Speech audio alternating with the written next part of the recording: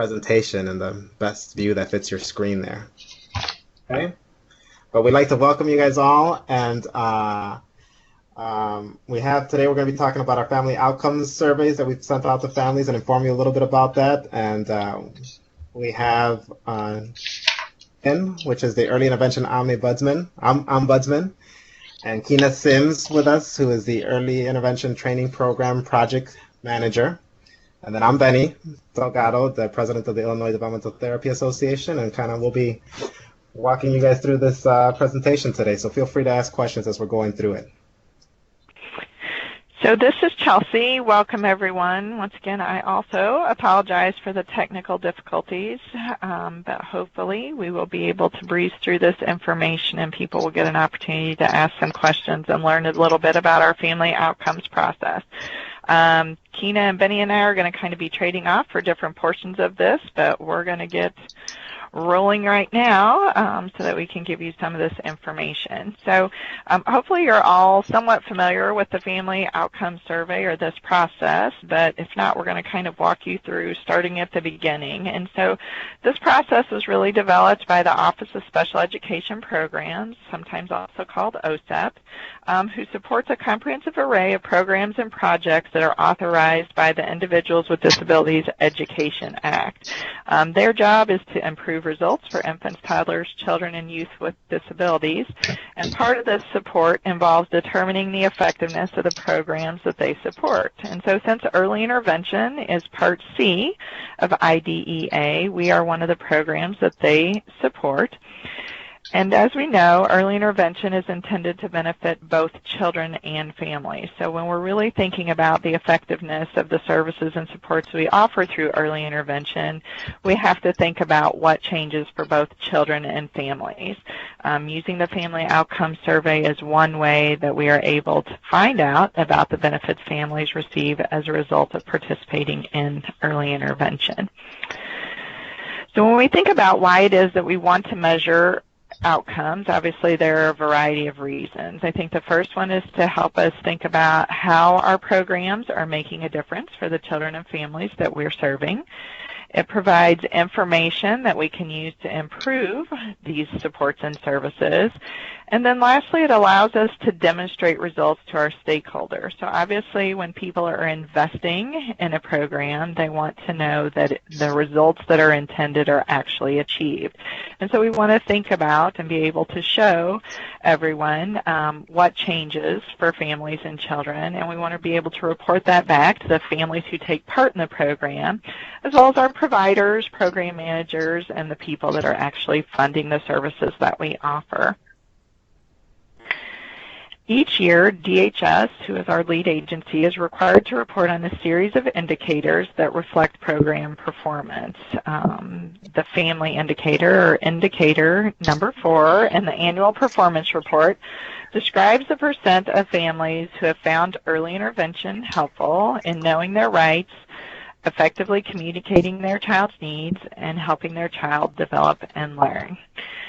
These items are further broken down, and so things like useful information about rights, knowing supports and services, knowing who to contact with questions, and knowing options for when the program ends are all kind of subsumed under Part A of this indicator. Obviously, there are individual items under each of these other broader topics, and we'll be talking about those a little bit more here in just a couple minutes. So in case you haven't seen it, here is an example of what the Family Outcomes Survey looks like. It's a two-sided document, and Section A of the survey examines things that may change as a result of participating in early intervention. Things such as knowing the next steps for their child's growth and learning, understanding their child's needs, and being able to tell when their child is making progress. So Part A is really thinking about outcomes in the truest sense of the word and really looking at the benefits families may experience as a result of participating in our program. Part B of the survey provides information about how helpful early intervention has been in doing the 3 things that we identified on the previous slide, and that is the information that gets reported to the Office of Special Education Programs. Tina's going to take a minute here and tell you guys about the last survey for which we have the final results, and those would be the surveys that we sent out last year for fiscal year 2012-13. Okay, so as Chelsea stated, we're currently in the process of sending and collecting the family outcome surveys for this year. We're going to share some details with you for last year and how it went. We mailed out the surveys with a cover letter and a posted page return envelope to every family with an active IFSP and early intervention. The letters and surveys went out in English and Spanish. We also had an online option for families if they preferred to fill it out that way. That was available also in English and Spanish. There was a link in that letter that they received, and that led them directly to the survey.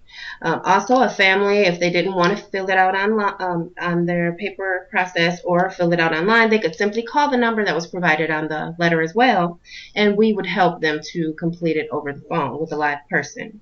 We distributed about 19,247 surveys last year, and we received back about exactly 3,336 family outcome surveys.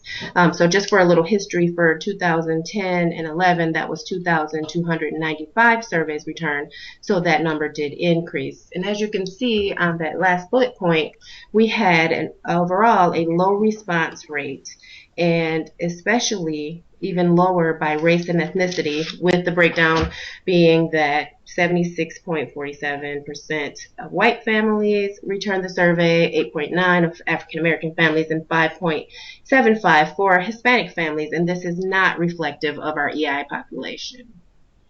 Now, can I ask a question in terms of the online surveys that people can fill out and also the phone ones? Can they do that in other languages as well, or is it just in English? Currently, it is in English and Spanish. Okay. Thank you. Mm-hmm. Yeah, and Benny, that holds true for the written version of the survey as well. The two languages that we have the full survey available in are English and Spanish. And so if another reminding Kina, if another language is identified as the primary, those families get English surveys. Is that correct? They would get English surveys, and then they would hopefully have an interpreter in the EI system that's helping them with their services, and that interpreter might be some assistance to help them with the survey. We would make sure that we could accommodate them in any way that we could if they called us, or however we can support them. Right. So that's probably an important detail, Benny, for thinking about our provider and service coordinator pool, is if a family writes who can't understand the language of their survey, certainly if they can call their service coordinator or their provider, they can direct them back to the training program phone number, and we will work with them to get their survey completed. Yeah, so I think as providers, it'd be, for those of us that are on here, and as you're talking to your, colleagues, so that we are able to capture the feedback that all of the families in our system, or the greater majority of the families in our system, are participating in this survey. It would be good for us to kind of use the interpreters that were there with us to kind of remind them and let them know the importance of the survey so that they can kind of give their feedback. Right, and so we certainly don't want a family speaking a different language to be a barrier to their completion. And so certainly if you have families that are expressing that as a challenge, be in contact with the training program, and we'll work with them to see if we can help them out. We want to kind of move on to the results from last year's survey, which is the one that Kina was just describing for all of you. As part of our reporting process, states are required to set performance targets. So essentially we've been asked to predict how well we're going to do for a number of these indicators. Some of them are compliance indicators, and so OSEP sets the targets for those. But a fair number of the indicators, we used past performance to project what we thought things might look like in the future. And so as you can see from the chart above, so the blue column indicates the target that we set for last year, and then kind of the yellowish green line indicates our actual performance. So you can see that we didn't meet our targets for any of the family outcomes indicator items. One thing that's important to note, however, when you're looking at this is that when Illinois originally set these targets, we were using a different survey and a different method for calculating positive responses. And the reason that we actually changed the survey and the method is because we actually felt like a better survey came along that would provide better information about families and provide more specific information for program improvement. And so just for instance, the original survey that we based these performance targets on only had 7 questions, and so it was really difficult to tell when families responded either positively or negatively where kind of the breakdown in the system was actually occurring. And so a new survey was developed with a lot more detailed items, and so Illinois wanted to be able to use that survey in order to get more fine-grained information about our performance. In just a minute, we're going to look at methods other states have chosen for obtaining this information, and we'll talk a little bit about their performance as well. One thing you can see, though, from this chart, which shows Illinois' specific performance across the last 3 years, is that our performance across time is relatively consistent. And so what you can see is down here on the bottom are each of the 3 indicator items, and then there are actually the numbers of actual performance here listed in these columns. And so though there have been some slight fluctuations in the performance across time, looks just a little bit different across each year. In general, about 3/4 of the families who return the surveys each year report that EI is helpful in each of these 3 areas. So as I just mentioned, states have the option for choosing how they obtain and report this information. As I mentioned also, Illinois changed their methodology for measuring this indicator after our targets had already been set. This graphic will help you guys kind of understand what different states are using in order to gather this information. And so what you can kind of see, I'm not sure how large this is on your screen, but the brown states are using the Nexeme Family Survey. And so you can probably tell from this graphic that is by far and away the most popular measure for gathering this information.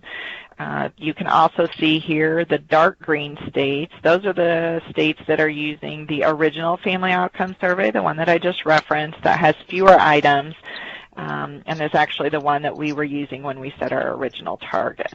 You can also see here the light green states are the states that are using the same methodology that Illinois is using. So they're all using the revised Family Outcome Survey, and there's a fair number of states, I believe 9 or 10, that are using this method as well. And then lastly, you can see these blue states are states that have chosen to develop their own survey for gathering this information. So this is just kind of important to keep in mind if you're looking at other states' information or national data. Recognize really that other states may be using different approaches to collecting and gathering the same information. So you may or may not really be comparing apples to apples. Are there any particular, I'm sorry, Chelsea. Go ahead. I was just going to wonder, are there any particular, in that last graphic, are there any particular major differences in the way that we provide our survey in comparison to some of the other ones?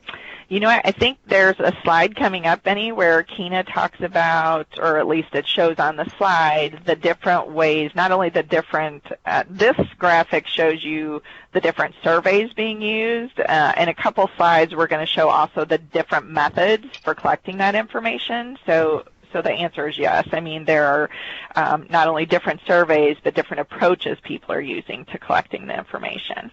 Okay. So in order to really kind of think about comparing apples to apples, ECHO, the Early Childhood Outcome Center, which is now part of the Early Childhood TA Center, actually developed a graphic so that we can compare ourselves to other states that are using the same survey. Now, once again, this doesn't necessarily mean, like Benny just mentioned, that they're using the same methodology for collecting the information. So they may have a different nuances to their process, but at least they're using the same survey to collect the information. And so you can kind of see Illinois' performance relative to the other states that are using our same survey. So Illinois here in blue, the other states using the similar survey are here in this yellowish greenish color. And I think when you look at these, you can kind of see that Illinois is kind of in the ballpark here. So even with regards to knowing rights, we're within 5 percentage points. Communicating needs is much closer. And actually for helping children develop and learn, Illinois' early intervention program is assumed to be, or reported to be, more helpful than some of our similar states here. That picture changes, as you can see, when we really look at our results specifically compared to the national trends. And so nationally, using different surveys, we get much higher results here for those that are returning surveys. And so just as an example, other FOS or Family Outcome Survey revised states for knowing their rights, you may remember from the last slide, tend to report 82%, whereas you can see using a variety of other methodologies and surveys, people are reporting higher results here. Not much difference in communicating children's needs, but in terms of helping children develop and learn, you may recall Illinois was 87%, other similar states is 84%, but the national average is 91%. So this is really just a cautionary tale to say that when you're kind of looking at Illinois compared to national results, you have to keep in mind that how people are collecting and calculating these numbers may be different than what we're doing here in Illinois. So one of the things we thought Benny could help us think about is when we looked at last year's survey and we broke it down by individual items for Part B, there were 3 items that were ranked, higher than some of the others, and 3 that were ranked lower than other items. And when we really think about providers and service coordinators and system stakeholders' role in this family outcomes process, we wanted to let people know where families are reporting we're kind of doing better or worse, because obviously those are the items that we have the opportunity to impact. So I think Benny's going to take a minute here and kind of think about some of these items and talk about maybe how he addresses them or how others might be able to address them in the context of the services we provide. Yeah, and I think, I always find it helpful, and, as you guys have questions, like I said, go ahead and pop them in that chat box. Again, it's in the bottom left-hand corner of your screen there. There's a little blue circle that you click on to be able to chat. But I always like to use the collective wisdom of everybody here to kind of give input on how we can kind of make an impact as providers, either service coordinators or, speech, OT, DT, any of those providers in there. Yeah, I think when we're looking at some of the lowest rated items on the right-hand side, when it talks about giving useful information about available options when your child leaves the program, I know in talking to the families, oftentimes, they know about the, early childhood program that comes next in school, but they also sometimes want information about additional resources that are available in their community that they can kind of connect with to be able to support their family. So sometimes it's talking with families about adjunct services that they can get. So finding the other service providers in the community, whether it's other clinics that are around or hospitals, where they can get ongoing services. Especially I find that often with families who have all kids and they're trying to find other programs that are out there. So definitely becoming familiar with the programs that are available in your community that you're serving. The other option right there, the next bullet point talks about, again, talking with other services or people who can help the family. And so again, same thing, talking about other type of programs that are out there. There's also things like the Parents as Teachers programs, Lecotech centers, a lot of other type of things that are out there to be able to help with community programs. And then this third bullet point really talks about, having children be able to get along with others, and oftentimes I find that if we haven't had a chance to be able to get out into the community, this may not be something that families really kind of get a chance to experience, to kind of see what it's like to have their child interact with other children, Oftentimes they have multiple services and they have a lot of appointments, whether it's doctor's appointments or appointments with service providers.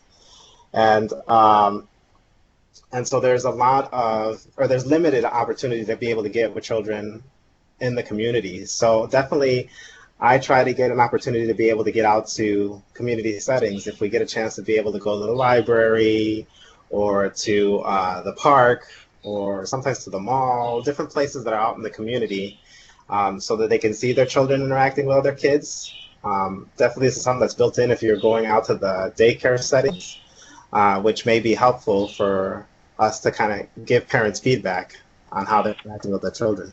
Right. And so, Benny, there's some discussion going on here over in the chat box, and people are noticing that one of our highest rated items is giving useful information about services and supports for you and your child, and then ironically a lower rated item is connecting you with other services or people. And so I think, Kay, your point is well taken. We may many times or at least sometimes give information, but right, actually making sure that the program's a good fit, making sure that the family can qualify for the services offered, making sure that we're not, having families spin their wheels for programs that aren't really the same as the ones that they were trying to identify, as Benny was just discussing.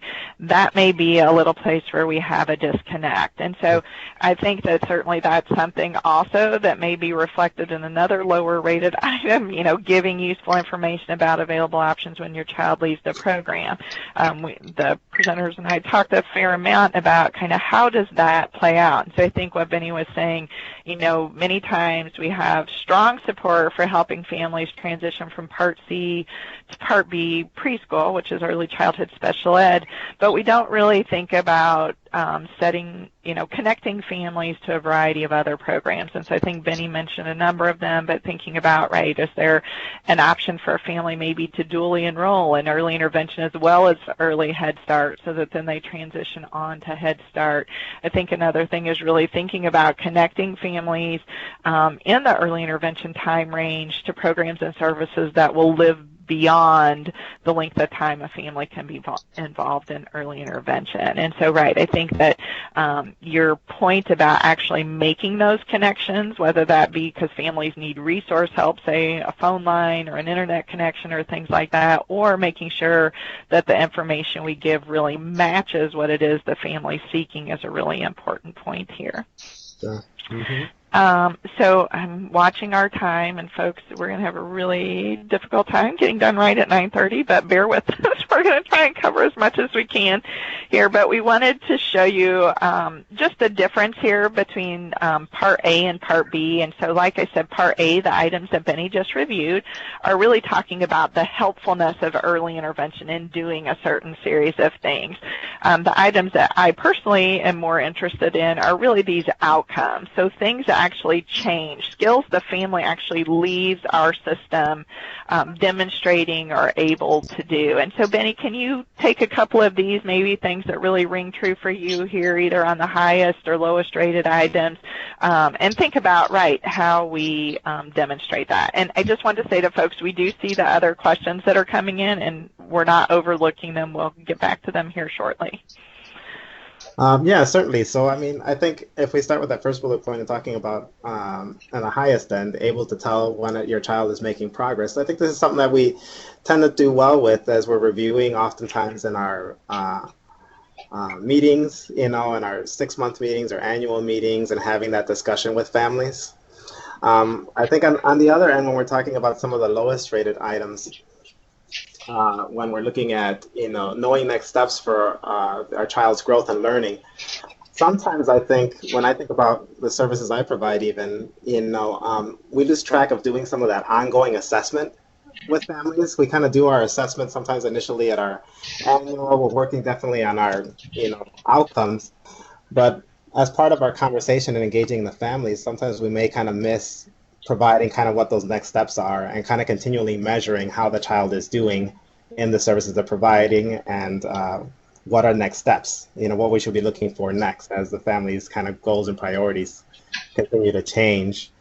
But we talked a little bit about some of those other options when a child is leaving the program a little bit as well. I think this other bullet point that talks about having families talk to others who have children that are similar or who have similar needs. Here's another opportunity where I think we can kind of really get a chance to make parent-to-parent connections, working with our service coordinators, to kind of help identify some other families that may be able to connect with families so that they can kind of have that shared experience. Looking at other support groups that might be in the community. Definitely making use of our parent liaisons that are in the system to be able to help with those type of things, I think are always important. Right, and I think, Benny, didn't we just talk the other day in a work group, too, and thinking about activities that particular LICs or CFCs may be sponsoring for families as well, and sometimes those can be a great opportunity for families to meet other families whose children have similar needs. Absolutely. I mean, and I know I'll check with your CFC about some of those type of things. I notice more and more of those things kind of going out on email sometimes. So you'll see like, hey, providers, we have an upcoming play group that the CFC is sponsoring, or sometimes a talk for families. Definitely check with your CFC about those opportunities and share them with your families, because that's an excellent opportunity to be able to connect with other families that are going through similar experiences. The other couple of things on there, I think it seems like we do a really nice job of, having a little bit of connecting with families around having them feel like they have support around them as well. So like, it talks about having friends and family who listen and care. I think that kind of ranges, with the family members that they're working with, and making sure that we're involving them into our process as well, so that everybody has time to kind of reflect on, what's going on with the child, and providing support and kind of building the network of support for families. And I think the other option I think that is important for us to look at as well is kind of checking in with some of the other type of religious organizations, finding a lot about some of those things that are going on in the community. I know in my area there's certain religious organizations that have specific programs for children with special needs. They have certain ministries for that, and those are definitely nice things to know about and be able to share with families, because sometimes they feel that they may be isolated and not have a chance to kind of partake in some of those opportunities. Right, and so I think here, right, what families want to participate in, we have to acknowledge may be different for each and every family, but I think through some of our family assessment questions, and certainly as you come to know your families through ongoing early intervention, right, finding out what's important to them, what do they participate in, what might they like some support in participating in, and thinking about what the role is for us in helping make those connections. So I think Keena's going to step in here real quick and talk to us a little bit about this year's survey. And while she's doing that, she's going to address some of the questions that have been coming in through the chat box as well. Okay. So again, this year for the Family Outcome Survey, it was mailed to all families with an active IFSP at a point in time. And that point in time this year was February 28th.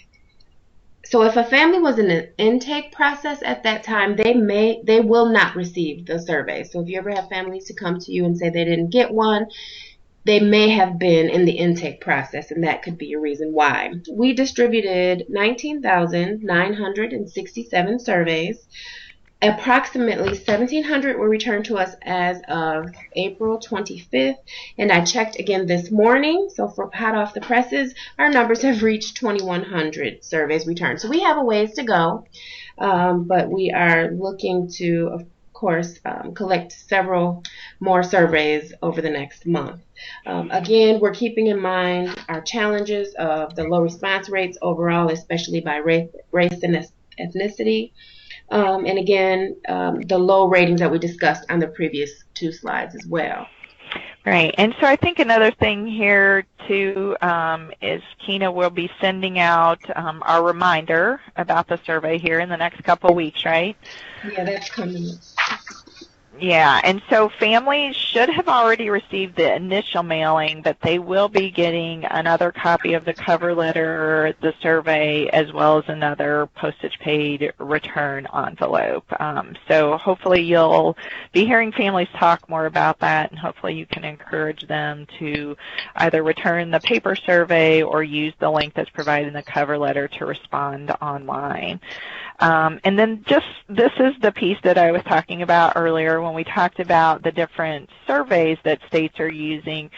This graphic demonstrates that there are a variety of ways that people are collecting the information as well. And so for those of you who have been in the system for a while now, you may remember that a long time ago we actually used the first methodology here, and we provided in-person distribution. And so at that time we sent surveys and cover letters out to all the CFCs. We asked service coordinators to hand deliver the surveys to families in the context of an IFSP or some kind of review or ad meeting.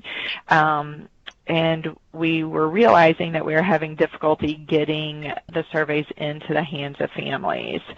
There are some states that still use that as their methodology. Some states also collect it back via this in-person method. Some allow people to do online, so it's just distributed in person, returned a different way. And then some use the method that we originally used where they distribute it in person, but then people mail back in their responses.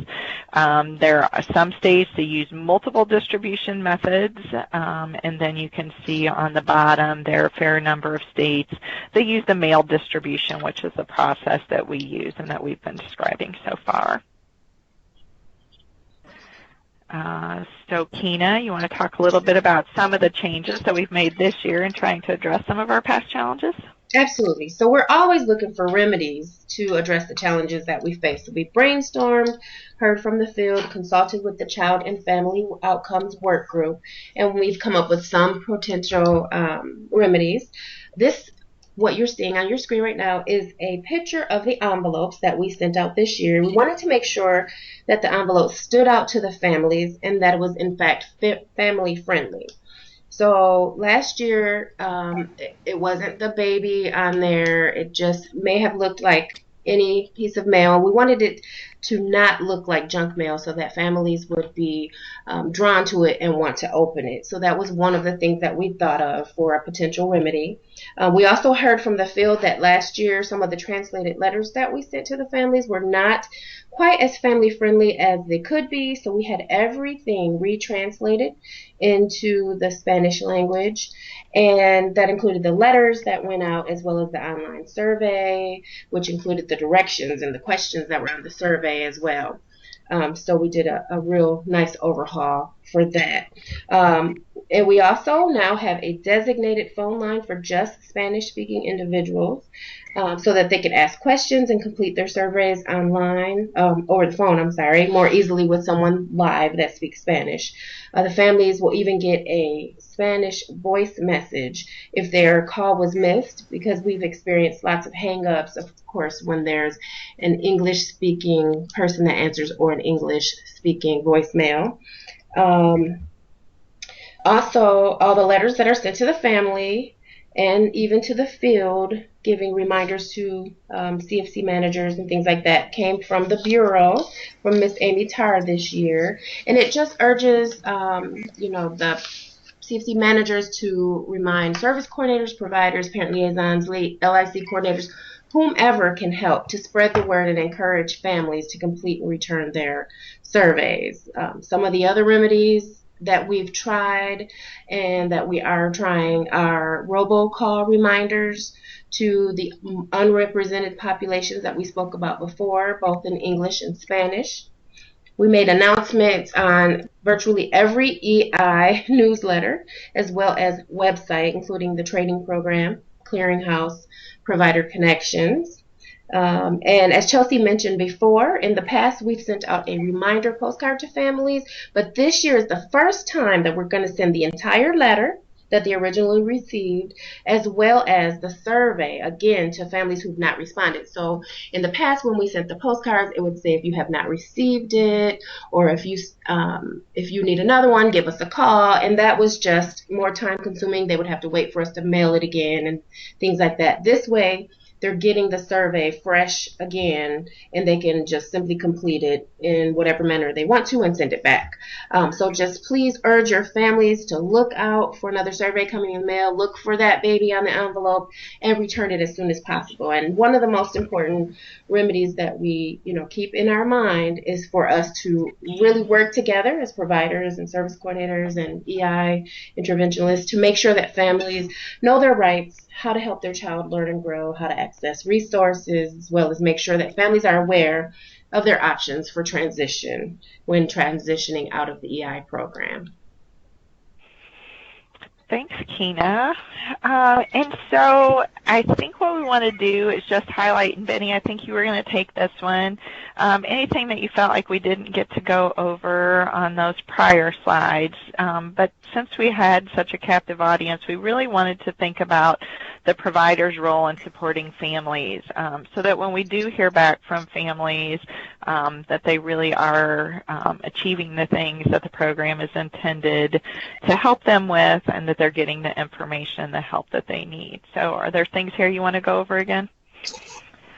Excuse me. I think really the main thing to take away from this is that that this is one of the measures by which we identify, or determine kind of how effective we are in our program and in the services we provide. And so as providers, I think it's important for us to kind of be mindful of that and become familiar with the surveys, some of the items that are on there, and kind of how does that translate into some of the work we do with families.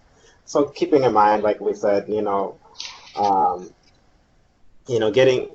sure that we build that support network for families around them, get them involved in their community, know what resources are out there for them, and be able to really address the priorities that they have for their children within the context of some of their daily routines and things that are important to them. So I think it's important for us to be mindful of that and be able to support that so that we can make an impact on the results of those surveys as well. And then also just, continuing to remind them that their feedback is really important. As I've been talking to families, about the surveys that have gone out to them, a couple of things that I hear back is like, oh yeah, somebody else gets the mail for me and it's kind of mixed in with a couple of things. I have to go look, and just kind of being mindful about reminding families that those surveys are out there and that we really need their feedback, that it really helps drive, how we provide services to them. Right. And so I've seen even in our chat box, some people have been suggesting some strategies for how we might get more people to respond. I do think, I see some people that are saying, can we have the service coordinator complete the survey? And I think that that's something that the work group has talked a fair amount about. We wanted to make sure that families felt comfortable expressing their opinions openly and honestly. If they'd experienced challenges in the system, we need to hear from those families so that we can work on system improvement. And so we've always wanted to make sure that families had, an essentially anonymous way of responding, and we didn't want them to feel uncomfortable providing honest feedback, and that's why we have skirted away from the in-person return methods. I think that's something always that we're thinking about, though, in the work group, and so that may be something that we revisit, but we certainly want families feeling comfortable to answer the survey honestly, and also to use the comments, which we haven't even talked about yet, the comment area to provide feedback about what worked or didn't work for them. Let's see, Keena, were there other things that you saw in here that we should be addressing? There was a question about once the data is received and analyzed, where does it go and how do the local areas of the state learn about the Illinois data? So what we do is when we receive that data and it's analyzed, we send out to every Child and Family Connections in the state their local results. And we ask that they share it with their service coordinators and staff, as well as their providers that they have a relationship with, and anyone in their community. We also, of course, are putting it in our annual performance report, and that goes out to the state. But we're trying to make sure that we do localize it so that CFCs can get their own data and kind of know how it affects them personally. We're working on and having talks about how we can get more of that data to providers so that they can really see their impact as well. Right, and so hopefully if you go to your CFC's LIC meetings, or if your local CFC has provider meetings, our hope is that we're sharing that information back with their provider pool. And when Kina sends that information to CFCs, it's all the way down to the item level. So an individual CFC can look and see for those items that Benny reviewed in terms of those ranked highest and lowest.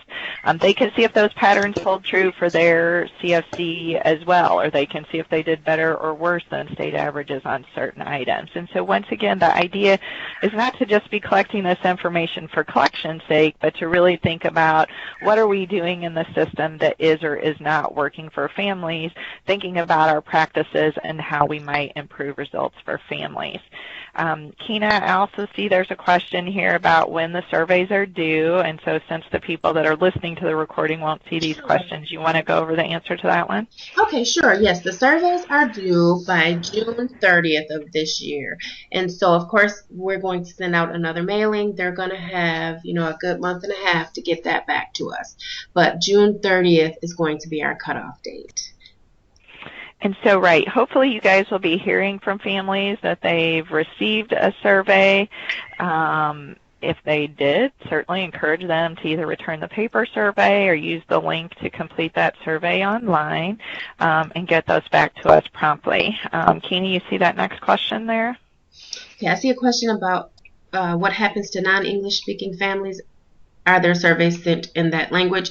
We mentioned that the surveys go out to families in English and Spanish. If there are other languages that are represented, we mentioned to contact their local CFC and try to have them connect them with our program, the EI training program, and we will accommodate them with the other language and find an interpreter that could help us to allow them to fill out the surveys with us either on the phone or in some other capacity, since there are various ways to fill that out. And so, Kina, there is a number for the training program in the cover letter that went out to families. Is that correct?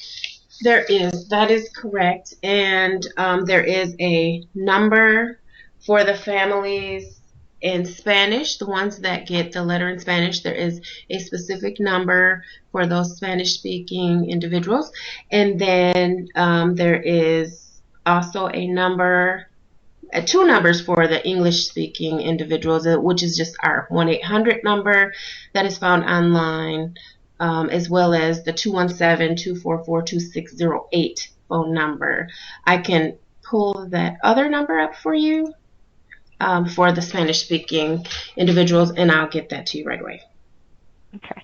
And so, yes, there are options for families. They can contact the training program, even if it's an English-speaking family but may have difficulty accomplishing the survey due to reading level or difficulty understanding terms. Certainly they can call the training program and we will assist them in completing that survey. One of the most important things is just for them to have the paper copy of their survey so that we can actually get the survey number from them so that we can link the information correctly. See, a couple people are typing, so I'm sorry to be stalling, but just want to get a... Just before we move on, I'm sorry, Chelsea. Yep. I just wanted to say that number for those Spanish-speaking individuals, that is 217-244-3558. And just to reiterate the number for the English-speaking individuals, it's 866-509-3867 or 217-244-2608. And that is on their letter that they receive. Okay. And so maybe providers can just remind them about the pieces that are on the cover letter, because I think if families read through that, certainly the information they would need in order to complete the survey regardless of language those instructions should be in there. So I see another comment here about some other suggestions in terms of methodology for distribution and return, and certainly Keena and I will be taking note of that and bring that information back to the work group. I'm looking at our time and realizing we're 20 minutes past what we said we would do, so I apologize for that. Hopefully people have been able to gather a little information. We are so very sorry for the technical difficulties. As you can imagine, it's a work in progress, and we've learned a lot from the challenges that people experienced today. Sorry you had to be the guinea pigs, but we will certainly correct things going forward. Benny, is there anything you want to share with folks before we go? Just again to thank them for participating today, and we hope that they'll share this information again with their colleagues, let everybody know about it, and hopefully we'll have some links up for them to be able to come in and watch this again, and keep reminding those families about the surveys that are coming out to them. We hope to get their feedback. Right, and so I will work with Lucy. Certainly everyone who participated will get the information about the posting of the webinar recording and where they can find that. But hopefully you can share if you run across colleagues who had attempted to get on today and experienced challenges with their technology or the information they received, direct them back to that as well. But hopefully everyone who registered for today's webinar will be getting an email to talk about how they can access this information. And then I know Keena's been taking attendance. Keena, what's the process for them to receive their credit and their certificates? Can you just go over that before we start losing folks? We have taken attendance, and I have everyone's name down that either wrote their name in the chat book or their names appeared under the attendee list. And we are going to get that processed at the training program and have your certificates emailed out to you as soon as possible. And you will receive credit for the entire hour as promised. Okay, so once again, thank you so much for joining us. Thanks for your questions and your attendance and your attention as well. Sorry. If you have additional questions, we've put everyone's contact information up here, and then also thinking about future opportunities for training and information, we've included the websites of the presenters as well. Thanks again, and we hope to talk to you all again in the near future. Thank you. Thanks. Bye. Goodbye.